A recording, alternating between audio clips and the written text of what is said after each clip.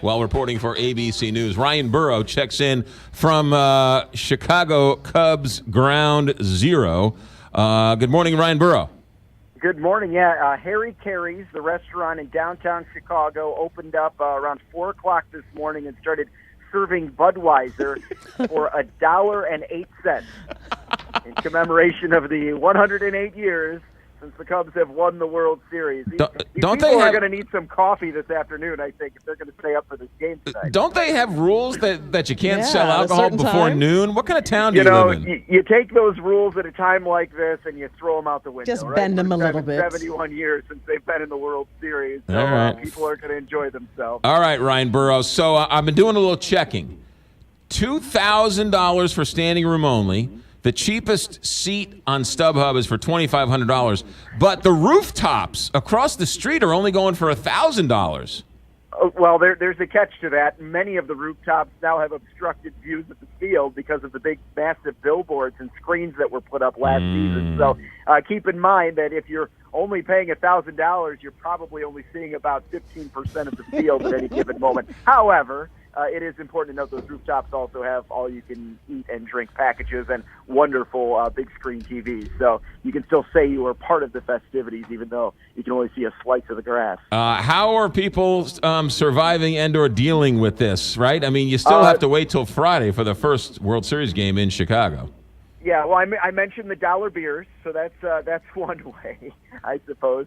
But I think people are just anxious to get this thing going. I mean, the hype monster has just been unbelievable over the last 2-3 days here in Chicago, and it's probably a good thing this series doesn't start out here because, I mean, people have been going gaga over the Cubs for the last couple days as it is. I couldn't imagine if anything, any more pressure was put on this city ahead of this game. But should be a great one. If you didn't hear, it looks like Kyle Schwarber will be on that roster. He hasn't played since early April after tearing his ACL, and as you guys know, he was quite a monster during the playoff run last year, swatting 5-6 home runs. I believe he leads the Cubs in postseason home runs just because of that stretch he had last year.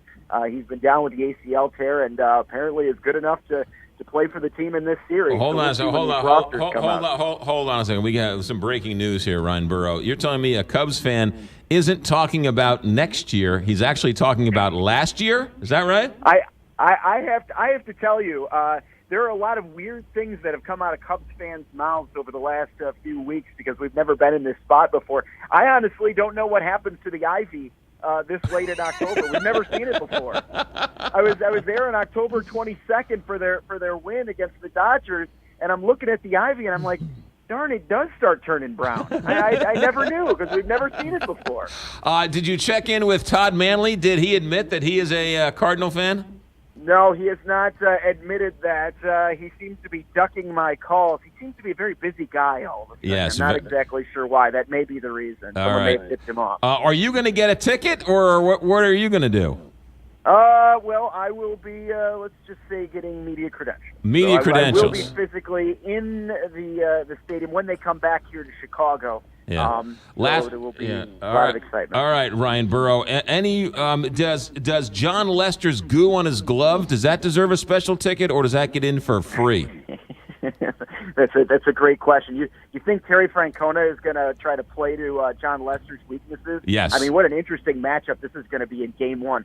John Lester and David Ross, two guys who played for Terry Francona, squaring up against him in this Game 1. You've got Theo Epstein, who's probably going to be sitting in some booth. Of course, he was the one who had Terry Francona on when they won those championships. So what a great matchup tonight. Corey Kluber, a Cy Young Award winner with an ERA below 1 against John Lester, who has yet to lose a World Series game, 3-0.